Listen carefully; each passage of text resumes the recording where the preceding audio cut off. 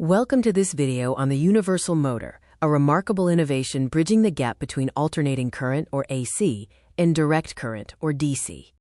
The universal motor is unique because it's designed to run efficiently on both AC and DC power, unlike most motors which are specific to one power source.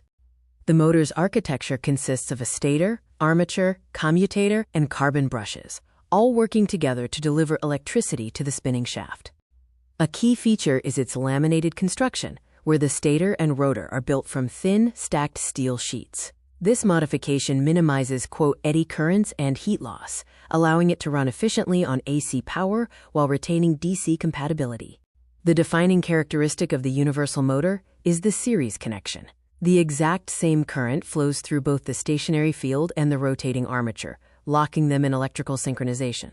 In DC operation, current flows through the field, creating a static magnetic field. The current then flows to the armature, creating a reactive field. The interaction between these two magnetic fields generates unidirectional torque. The AC challenge is that AC power reverses direction 50 to 60 times every second. In a standard motor, this reversal would reverse the torque direction, causing it to vibrate rather than spin. But the universal motor overcomes this. The solution is simultaneous reversal. Because the motor is wired in series, when the current reverses in the stator, it instantly reverses in the rotor. Reversing both the magnetic field and the current maintains the same force direction, according to Fleming's left-hand rule. Two negatives make a positive. Universal motors offer high speed and high torque. They have exceptional starting torque and variable speed that is reactive to resistance, all within a compact and lightweight design. There is a warning regarding the runaway motor. Without a load, the speed increases indefinitely. The consequence is that centrifugal force can cause the armature to physically disintegrate, leading to high-speed failure. Controlling the speed is straightforward because the motor responds to voltage and load. The primary control strategy is to regulate the average voltage using methods like electronic phase control, field tapping, and diode rectification. Electronic phase control, or the triac, uses a switch and trigger to rapidly turn power on and off.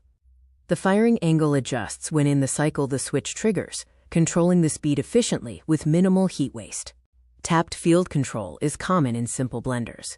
Selecting a tap with fewer coil turns weakens the magnetic field, allowing the universal motor to spin faster. More turns create a stronger field and a slower speed.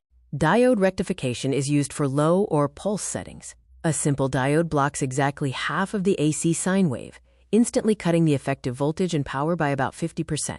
It's a rugged and inexpensive speed reduction method. The universal motor is truly an unsung hero of the home. It is the only motor capable of combining high RPM, massive starting torque, and AC-DC compatibility, powering our most demanding portable tasks.